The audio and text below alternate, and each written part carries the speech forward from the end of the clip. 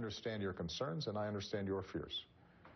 But what is the worst scenario is the path that we're currently on, in which there's no nuclear resolution, and ultimately we have no way to verify whether Iran has a weapon or not. Sanctions won't do it. A military solution is temporary. The deal that we're negotiating potentially takes a nuclear weapon off the table for 20 years. All right. In La La Land, it does. And joining us now is Yaacov Amidror. He's a retired IDF Major General, former National Security Advisor to Prime Minister Benjamin Netanyahu, Senior Fellow at the Begin-Sadat Center for Strategic Studies.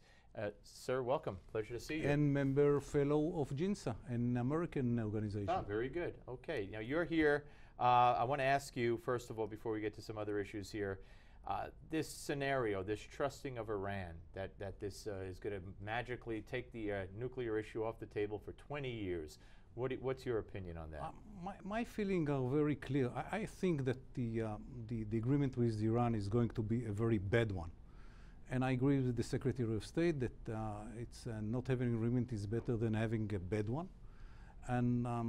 And because it was clear at the beginning that what Americans and the P5+1 intend to do is to neutralize, dismantling Iranian capability, today is about monitoring their capabilities. And I think this move from one policy to another is make the whole difference.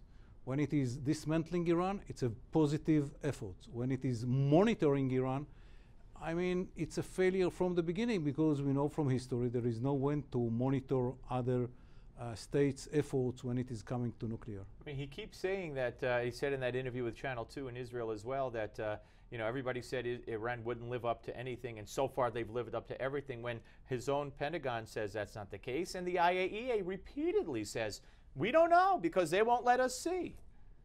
I think it is more than that. I mean, when you look at the Iranians' behavior around the Middle East, you understand that they don't take seriously any of the international rules, from terrorism to nuclear, from backing Hezbollah in Lebanon to Yemen, and other places. So, you know, to trust the Iranians, I think, is something which is not based on any experience in the past. And with all due respect to our experience with monitoring, it's very bad. When the president says, and this was kind of new, he always said the military option is always on the table. He'll never take that off the table. The State Department has said that repeatedly. And now he told Channel 2, basically there is no military option because that won't work. Do you agree, and does Israel, I know you don't speak for Israel, but do you agree that there's no military solution here? I agree that the Iranians understood a year ago that the American military operation is not on the table. And that was one of the reasons why they could be so stubborn in the negotiation. They understood that, unlike what was promised, the military why did they understand that? Because Obama it was understood from the American attitude that the military option is not on the table. Okay. So when they understood that, and understood that the Americans are more eager to have an agreement that it is needed by them, it's changed the whole balance during the negotiations. And this is why I think that at the end of the day, the agreement that what we see is a very bad agreement. What does Israel do then? Let's say the agreement is signed, it lives up to your greatest fears, it's the agreement that you're concerned about. Does Israel take military action? I think that what Israel should do is to take very seriously the advice of the President of the United States of America that Israel should be in a position to defend itself by itself, and to take it as serious as possible. And we invest a lot of money, and we will invest a lot of money, and we will find solutions that will go with the line of the President, that Israel should defend itself by itself. Break the silence. What's that all about?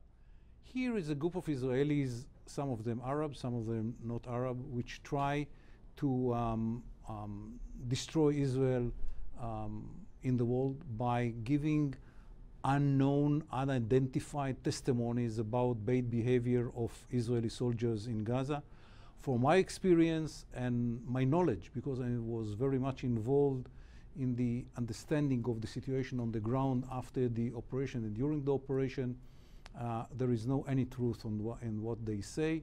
And it is not a surprise that they are not ready to give the names of those who are testimony, because that immediately will bring them Right. to a situation in which will be asked questions, and when question will be asked, they will have to answer Right. and to give details, and then it will be fully understood that it is 90% of what they say it's nonsense, and the 10% that they've claimed should be investigated by the Israeli authorities. So we, by the way, which you do. we are investigating Yeah, yeah. some of our soldiers and some of our commanders. What So you're up against one of the greatest propaganda machines that learned a lot from the Nazis in the Palestinians, and the media buys into everything they say. And in addition to that, you have what you just described. That's a pretty tough, battle to wage. I must say that I don't think that the media is buying everything. I think that many very important people in the media, which know the facts on the ground during the operation and after the operation, don't buy the lie.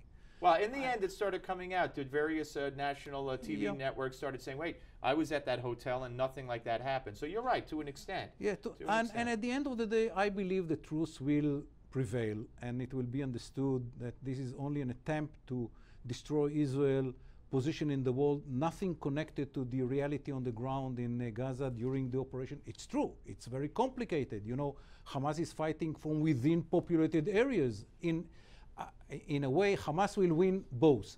If they lose, they win the exactly. propaganda war. Absolutely, Yes. that's a tough Yes. situation. General, a pleasure and an honor. Thank you very much. Thank All right, you very folks, much we're coming back. Dr. Mark Ben-Uri will be here to talk about his book, which is opening as a movie tonight. Don't go away.